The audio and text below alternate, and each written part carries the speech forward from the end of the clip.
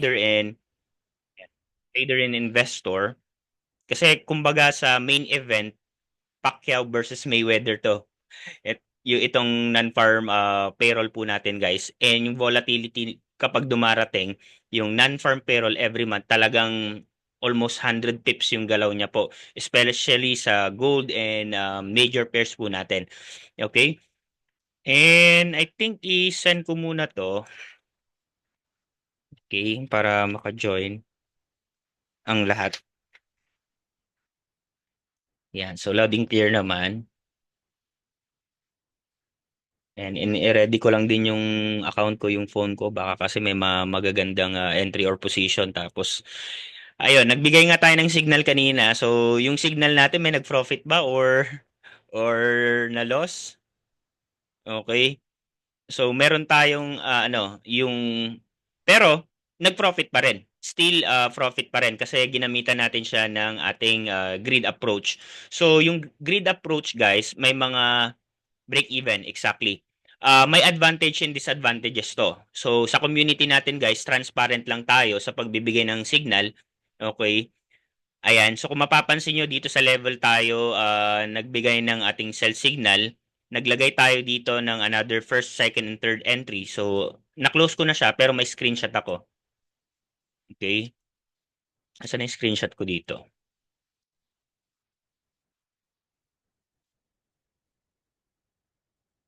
Ayan. So, yan yung screenshot natin. Tatlong sell order.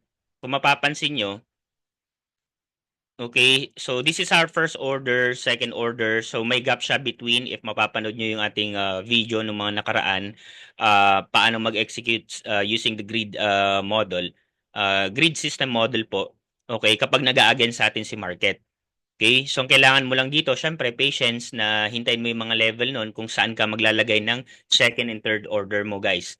Okay? And kung malit naman yung account mo, pwede mo munang siyang itry into using sent account, guys. Okay? Kasi kapag nag-standard, nag 0.01 ka, most probably, talagang ang laki ng posibleng maging drawdown mo or floating loss mo. So, ginagawa ko rin naman siya sa standard. Ayan, almost same thing with the sent account.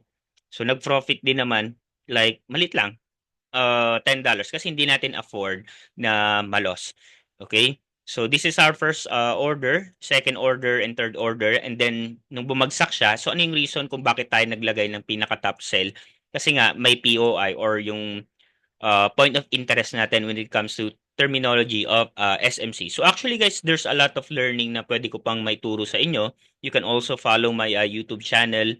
Ayan, like the AMD strategy, etc. And yung, ang dami. Okay, yan. Technical and fundamental part and correlation and how to read the COT data report. Okay, kasi ang ini-invest natin dito guys is knowledge. Okay? Hindi yung hyping ng profit na ito kumita ako, pero ang nagiging question diyan, how sustainable you are. Kung hanggang kailan ka profitable or consistent ka nga ba talaga or hindi, di ba? Kasi baka nga consistent ka lang sa isang araw, dalawang araw, or limang araw, di ba? And then suddenly, sa mga next few weeks, di ba, sunog yung account. Okay? Ayan. So, pansinin nyo, nag-drop, yun nga lang, nag-close tayo ng ating order. Okay? So, ganyan yung grid model system natin. So, first, second, and third order po. At mapapansin nyo, nag-profit pa rin siya. Okay? Yung first order, yun yung nag-loss, pero nabawi naman sa first and second order. Kaya still, profit pa rin siya. So, ang pagitan niyan between the first, sa distance, first order, like 50 pips to 100 pips. So, I'm looking into 1 hour chart. Okay? Yung precision niya, pansinin nyo, first, second, and third. Okay, yung gap between those second, first, and third order. Yun yung tinatawag nating grid model or system. So, pwede nyo i-follow or hindi. So, nasa sa inyo po yan. Okay? Pero kung retail trading strategy yung gamit natin, syempre may mga SL tayo. Yun yung tinatawag po nating institutional way of trading, which is the grid system model. Okay? Ayan. Ang disadvantage lang naman yan, kung maliit yung capital mo, probably kapag small cap talagang ang laki ng posibleng maging drawdown mo. Okay? Pero kapag malaki naman, syempre hindi siya basta-basta. Ayan.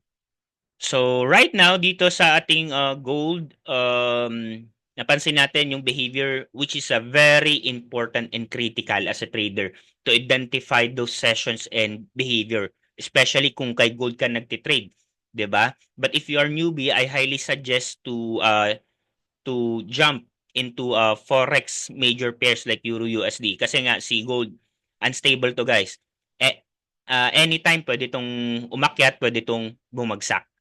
Okay, kaya disclaimer din po natin sa mga nagfa-follow ng ating signal that this is not 100% accurate. So kapag nagbibigay tayo ng signal guys, may mga reason po yan like the technical and fundamental approach po kung paano natin nakita or I mean paano tayo mag-execute. So sa Euro USD kanina nag-profit naman tayo, yun nga lang nag-close tayo dahil may ginagawa tayo, di ba? Pero still na-hit pa rin yung ating TP. So, pansinin natin. Okay. So, pansinin nyo, ito yung binigay natin kanina nung early Asian. So, na-hit siya tapos nag-recover. Ang kinaganda naman sa mga forex pairs like major pairs like Euro USD is may mga reversal yan. Okay, kung nag-drop yan ng Asian session, there's a probably na umakyat ulit. And then, real distribution in New York. So, dito na tayo magkakaalaman into New York session. At mayroon pa namang news ngayon. Okay, which is 8:30. Ang non-farm payroll po guys is nangyayari po yan every first month, Friday. Okay? Nangyayari po yung non-farm payroll. Kaya, kapag magti-trade ka, make sure 'di ba? Proper risk money management pa rin yung gagawin natin, guys. Okay? Kasi we don't know what will be the next move. Okay? Wala pong nakakaalam. Baka may magsabi po sa inyo, ganito, akyat yan or yung tropa mo sa trade, di ba? Ay, babagsak tapos sinundan mo, nagkasisyan kayo. Okay? So, wala pong nakakaalam. Even the institutions, only the Fed or yung Federal Reserve know. Magkakat na ba sila ng interest? Okay? Or mag-a-add ng interest rate. So, yun yung pag-uusapan natin for today. So, still we have a 21 minutes to go bago bago mag-impact yung news. Ayan, so na-hit yung TP natin. So sa mga naka-follow niyan, nag-profit din naman. Kung ano po yung signal natin, ganun din naman po yung sa ating copy trading. So sa mga naka-copy trading sa atin, okay, everyday naman na may profit. Kahit small lang siya pero consistent. Okay? Ayan. Going back here, yan, tanungin ko po muna pala kayo, ano yung magiging bias niyo sa gold? Anyone? Sa ating comment section. Are you going to buy or sell? So wala pong tama or mali. What do you think?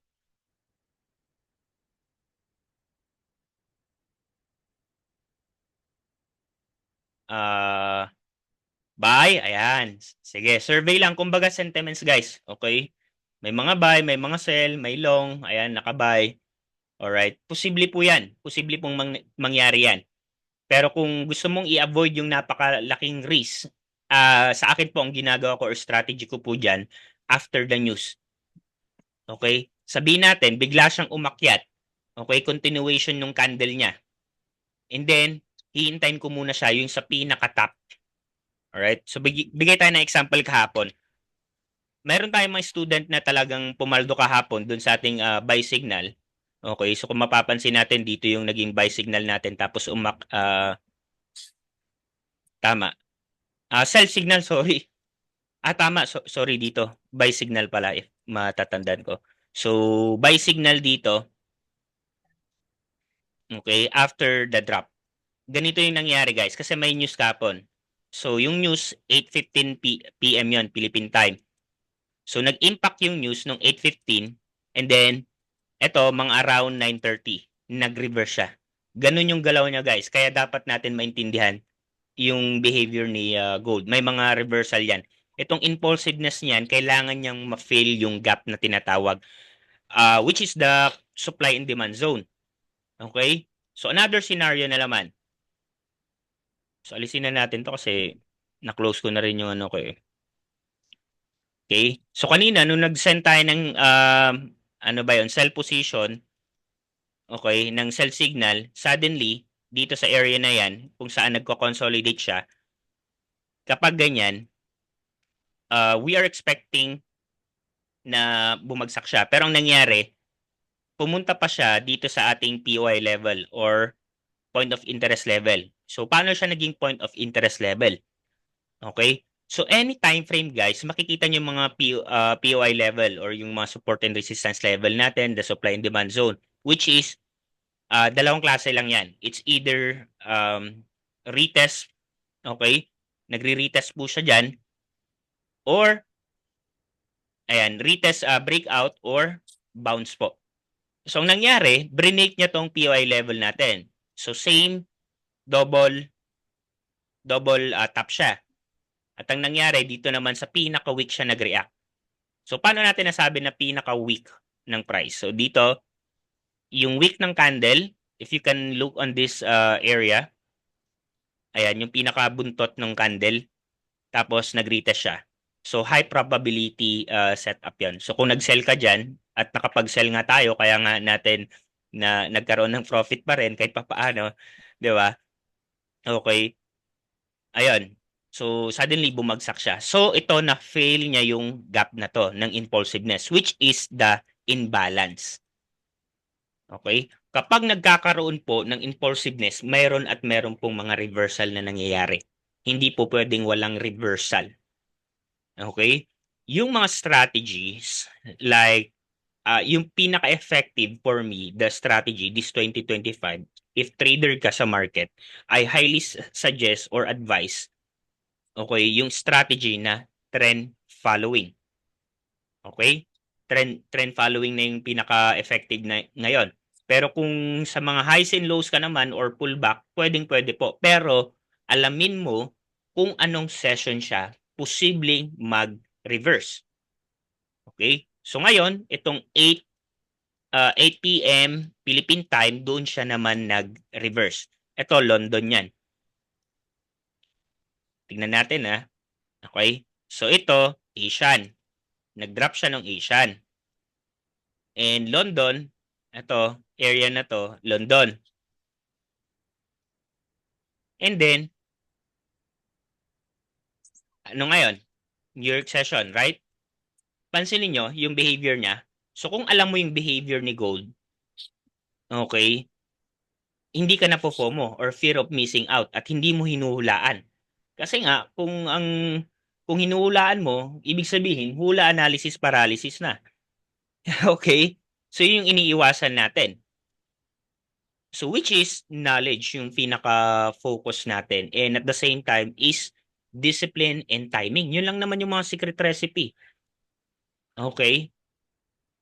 Discipline and timing. And at the same time, syempre, yung knowledge natin about financial market like Forex. Kahit sa crypto, nagtitrade din po ako guys. Yun nga lang, hindi tayo nakakapagbato sa BTC-USD dahil anytime soon, yung whales na tinatawag dyan, they can manipulate the price on any given direction. Which is, dito rin sa financial market, sa Forex, okay, tayong mga retail trader, it's only 5%. Okay, lagi po natin tatandaan yan. Tayo yung main target ng liquidity. So you need to identify the liquidity or else you will become a liquidity in the market. Okay? Hindi natin kayang pagalawin in every pip movement ng mga yan. Kahit isang candle nga, hindi po natin kayang pagalawin yan into 1 minute time frame guys. Okay? So napapansin ko dito sa ating comment section na mas maraming nag-buy. Okay? May mga nakaposition na ba ngayon as of the moment? Okay? Ayan. Wala naman. So, mute lang natin yung iba. Sorry. Please pa-mute. Alright. So, gets naman po ito. How to analyze yung behavior ni gold during Asian, London, and New York session. So, you can also watch on my YouTube channel kung paano natin execute yung AMD session, which is the accumulation, manipulation, and distributions. Okay? And at the same time, meron tayong sell side liquidity, which is this area, break of structure. Basta ma-fail niya lang. Okay? So what happened naman, kung ang nangyari, coach, ang nangyari is bumagsak siya. Okay, so ang timing din natin, ang timing ko rin, which is, naghintay ako ng mga around 10 or 11. Kasi kung hindi ka makapaghintay, posibleng, anong mangyayari sa account natin? Sunog, di ba? So, yun yung iniiwasan natin. Ang mga professional trader, okay, nagfo-focus yan into risk and money management. So, paulit-ulit ko na rin yan, sinasabi sa mga student, okay, na nagfo-focus tayo dun sa risk and money management. How much yung willing nating i-loss on that trade? Yung drawdown ko ba? Kaya ba ng 20% on that trade? Kaya ko ba siyang i-afford na malos itong ano to? Kasi ang kinikita natin dito guys is dollars, right? Okay? So kung isipin mong sugal, 'di ba? Posible na na mag-loss tayo. Ayan. So ituturo natin naman tong yung mga SMC pero off topic muna tayo sa SMC ICT natin. Okay? So doon muna tayo sa uh, fundamental analysis. And if you have any question, you can also message me on my profile or sa aking, this is my official account. So beware po dun sa mga gumagaya sa ating account. Okay? Um, and right now, using these tools like the correlation, mapapansin natin na still yung mga major pairs sa Forex nagsiakyatan except dito sa AUD, GPY. Yung mga GPY pairs nagbagsakan naman. CAD and yung CHF. Sa CHF, naka all-time low sila ngayon. So this is a good indication that those pairs, major pairs in the market na packet pa rin. Like sa 4 hour, daily pala to, sa daily to.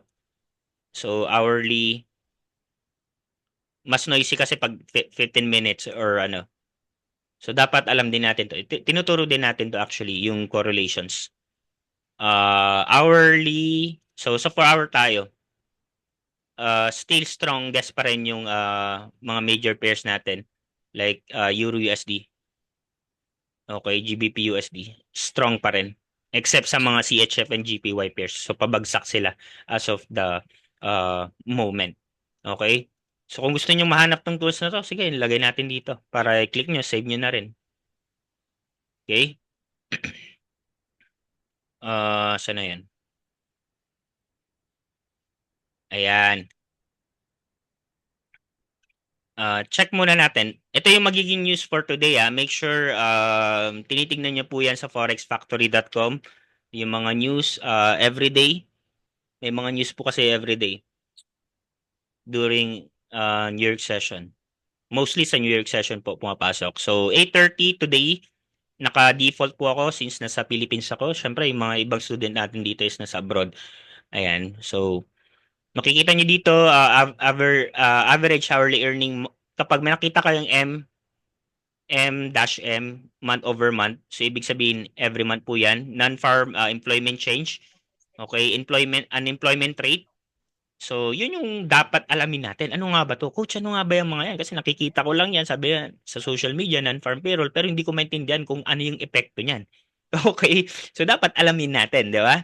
Hindi lang yung basta-basta na, ito, non-farm payroll, buy na daw, sabi ni Tropa, tapos sinundan mo. Ano nangyari? Nagsisiyan pa, di ba? Okay. So, instead, just focus on your own trade. Ayan. Dahil nga, wag natin i-compare yung mga trades natin sa ibang tao. Yan. So you need to develop your own system. All right? Okay, so non-farm payroll, ano nga ba yung mini-measure nito is just to measure how many people are employed or unemployed. Okay, kasi it will affect the US economy and at the same time is the value of the USD. So what happened if the result of non-farm payroll, okay, kasi yung forecast ngayon is nasa 137. Kapag nangyari dyan, eto, jobs po yan okay, yan yung forecast. Okay, kapag ang nangyari is 200K additional jobs, which mean it's a positive. Okay, nadagdagan itong mga employed people. Yung mga dating unemployed, naging employed people. Okay? So which is very good for US dollar. value ng US dollar. So what will happen naman if negative naman? So 137 sabi natin naging 120 na lang. Okay? Ang result po niyan syempre negative. Kapag negative si US dollar, ang mangyayari po is negative si US dollar, magsiisiakyatan yung Euro USD, magsiakyatan yung gold, yung mga major pairs. Okay? Ayan. So may timer na or countdown na po dito. So sa mga nag-buy, kung magbabay or magsisell man kayo, make sure po yung proper lot sizing, huwag tayo nag-over greed or trading or sabi ng mentor na to or coach na to na damihan mo lang. Okay? Baka kumikita sa IB, di ba? So wag ganun guys. Okay? Ang priority natin dito is the capital preservation. Hindi tayo nag-hype ng mga profit natin. Real trading lang tayo. Real submit lang natin. Okay? So, pure learnings lang po tayo. Okay? Ayan. So, 7 minutes. Nakikita nyo rin po ba yan dyan sa inyong Forex Factory? Ayan. So, may counting siya. Ito, di ba? Kapag ganyan, nag-impulsive na siya, pero hintay natin eh.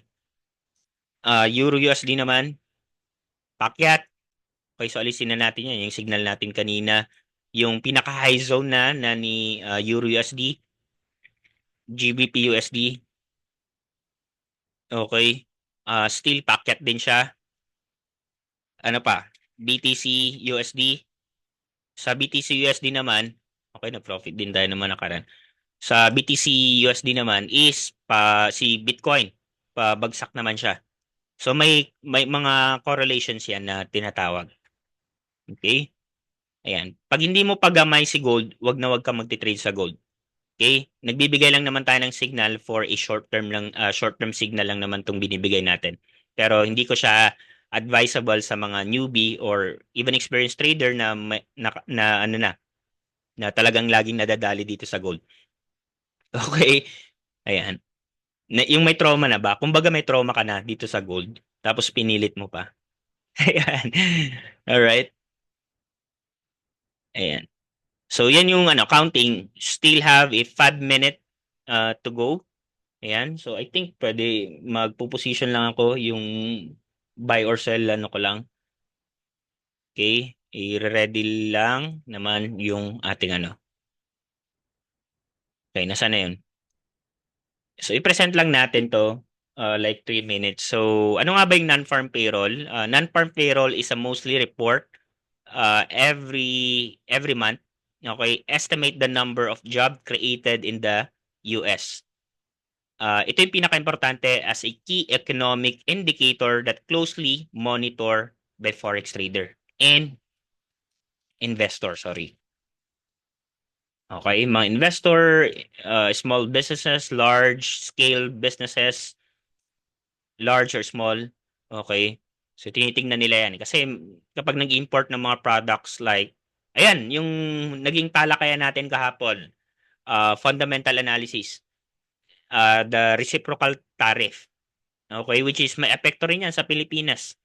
Lahat po kasi globally affected po. So ibig sabihin, the Trump administration is focus on the US economy itself. Pati yung US aid nga na nila. Okay? Yung US aid na tinatawag, which is nagbibigay sila ng aid bawat bansa kapag may mga gulo or gera or geopolitical tension like sa Ukraine nagkagulo, 'di ba? Nagbibigay sila ng aid. Okay? Or nagpapautang sila. Nung kay Biden ginawa niya 'yon pero kay Trump hindi niya magawa. Okay, si Trump naglaylo siya or naging neutral po siya. That's why yung mga supporters na support from US syempre na alis na din. Okay? So kahit hindi ka taga US, syempre dapat alamin din natin tong US economy po. Kasi trader tayo eh. Hindi lang basta-basta na ito ganito nakita ko lang sa news na paakyat na daw pero kailangan mo ring i-confirm. Ayan. So diyan na pumapasok yung confluence natin. So strong NFT ito, mapapansin nyo strong NFT 200k jobs which mean it's more likely to the price will go up. Okay? So sino nagbibigay niyan? The Federal Reserve or Fed yung mga central banks ng US, it's either they cut interest rate or add additional interest rate. So yung interest rate outlook, tinitignan to ng mga investor and trader at the same time. Okay. Posibleng magdagdag na ba ako ng interest rate? So, may mga epekto yan sa mga commercial banks or small businesses, guys.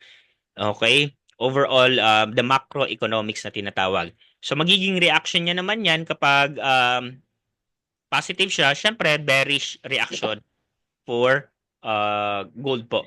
Okay? So, lagi po natin tatandaan yan. Stronger USD and higher yield weights on gold. Yung mga non-yield assets natin like gold and Bitcoin. So sa stock market may epekto rin po 'yan. Okay? Potential dip rates, reduced liquidity and I mean aakyat siya. Okay? Magiging stronger yung stock market din po, guys. Okay? Kasi nga nagre-rely din sila of course into US dollar. So itong stock market is association of the large company like sa atin dito is PSE. Okay? Or Philippine Stock Exchange. Sa kanila naman yung SP 500 or samahan ng top 500 companies. Okay? Ayan. Yung crypto naman, syempre, Bitcoin, may epekto rin yan. Magsisibabaan naman. Kasi nga, stronger si US dollar. Titignan natin, ano yung forecast ngayon? If matatandaan nyo, nasa 130. Kapag nag 200K additional jobs, it's positive. Magbabagsak naman si gold at yung mga crypto Bitcoin natin. Ayan. Kapag weak NFT result naman, below 150 or 130, syempre, mag-weekend po yan. Okay, babagsak naman po. And slowing labor market. Kapag nag-slow labor market, syempre, ang gagawin ng Federal Reserve dyan, it's either magkakat sila ng interest rate to boost the economy itself. Kasi dapat balance po yan, guys. Okay, magbabawas naman sila ng interest rate dyan. Okay? Ayan. Medyo komplikado siya pag newbie ka, 'di ba? Or experienced trader ka na mag-shift pa lang into fundamental analysis. That's why there's a lot of ano eh, okay? Trader more on focusing on technical analysis. Pero syempre, 29 minutes to go. Asan na 'yun? Ayan, 21 19 seconds. Okay? Ano ba? Ano ba yung potentially set up natin? Okay? Sa tingin nyo? So, sabay-sabay natin titignan. Ano ba yung potentially set up natin? So, wala pa naman akong open trades din dito eh. Kung nag-positive or negative siya. So, nag-pending na. Unemployment rate, pati yung Canadian dollars. Okay.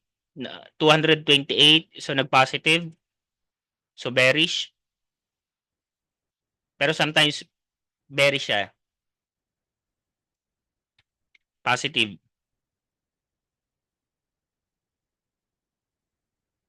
So, it means positive akyat. Okay, si DXY. Tapos, hanap tayo ng levels niya dito. Ito. Levels niya.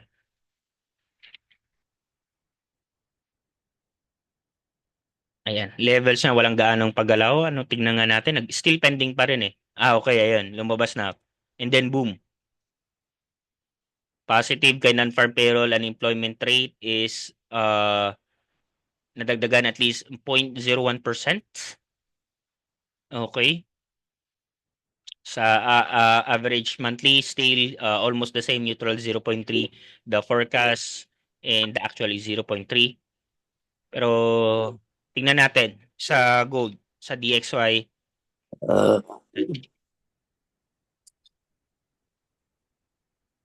Submit lang natin sila. SE33.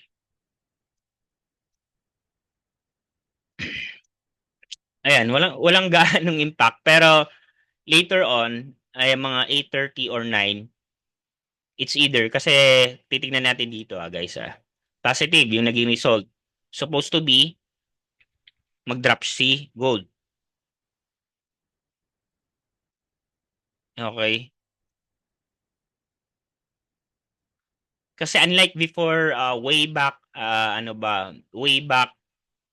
2023, kapag bago pa lang lumabas yung news, biglang whipso yan. Ngayon, this 2025, ang nangyayari, okay, nagre-range muna siya, nagre-range muna siya guys, an hour or a minute, an hour or a minute bago siya impulsive. Impulsive.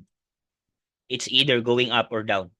Okay, kaya pag ganyan, may nakikita tayong ganyan na nagsa-sideways siya, consolidate, panigurado, nagta-timing lang yan guys. Okay? Yan yung iniiwasan ko rin kapag nagte-trade ako, yung consolidation phase na yan. Okay? Pumapasok ako doon sa ano na, sa kapag candlestick strategy, yan tinuturo din natin sa student natin yung candlestick strategy. Okay? Yung impulsiveness, which is the first, second, and third. Okay? So, sino dito yung mga student natin na nituro yung candlestick pattern strategy natin during the breakout or sa mga retest area? So, the first you need to do is kapag may impulsiveness, so sabihin natin dito. Sabihin natin it's a bullish candle. Ang technique dyan, okay, pwede kang sumabay. So, depende sa'yo, pwede kang sumabay or hindi. So, sabihin natin this is the level. This is the level. Red candle yan or bearish candle. Tapos ito yung buntot niya. So, sabihin natin, ito may news ng 8:30. So, nag-news ng 8:30 tapos sakto dito sa level natin, nag-breakout siya. I highly suggest, okay, mag-enter ka doon sa second candle. So, ito yung second bearish candle. This is the wick of the candle. At least 50%. Ayan. 50% po guys. Okay? Of the body of the first candle. And third. Consecutive na yan eh. 15-minute time frame po. Any time frame. I highly suggest any time frame po. Okay? So sa 15 minutes ko lang siya dinedemo. Mas okay nga siya tignan into higher time frame like 1 hour. Yan. So, okay, ulitin natin. So sabihin natin, this is the level. Na-identify mo na yung level, like the support and resistance, double top or double bottom. Okay? Tapos, nagre-retest ka. Yan yung pinaka-importante sa lahat. Ang nangyari, an hour, is, kumbaga, nag-breakout. So, nag-impulse siya, yung bearish candle, tapos, yan yung first candle natin, I highly suggest is dun sa second candle. Okay? So, sabihin natin, ito yung body of the next candle dun kasama sa wick. 50% of the first candle. Okay? Tapos, doon ka mag-entry ng iyong short position. So, SL mo until ganyan. Basta manageable yung pips mo. Like, depende. Okay? May correlation din syempre yung capital, lot size mo, okay, and pips target mo. Okay? So, dapat yung SL mo syempre like kung 50 pips yung SL mo, 100 pips naman. Mas malaki yung magiging reward. So, ayan. So, sabihin natin, dito na ako nag-enter. Okay? And then, suddenly, nag-drop pa siya. First candle, second, and third. Kasi nga, valid na, breakout na po yan. Bakit, coach, sabi mo, kapag retest ng key level, hindi ka basta-basta papasok sa first candle. Okay? Kasi nga, ina-avoid natin yung risk. There's two possible scenario na mag-fake out pa yan. Okay? So sabihin natin, okay, nag-drop. Tapos ito, another bullish candle. Tapos continuation na ng candle yan. So, kumbaga sa SMC, liquidity sweep na tinatawag or stop hunt liquidity. Okay?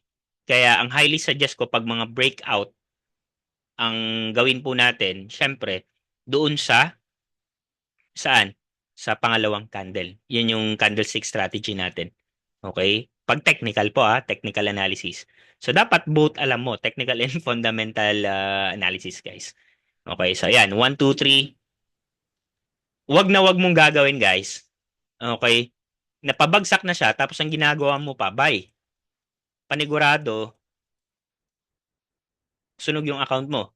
Especially kay gold. Okay? Wag po natin gagawin yan. Napaka-risky po niyan. So, ngayon, as of the moment, ayan, pansinin nyo, binini-break niya. Ang dami ko nakitang buy dito kanina. Kamusta? Yung buy nyo?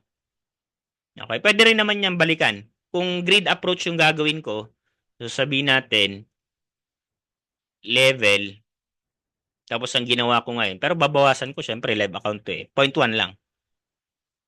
0.1. Okay?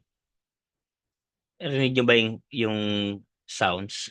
Okay, yung ulitin ko. Di ba? Yung sounds ng pinipindot mo yung buy or sell.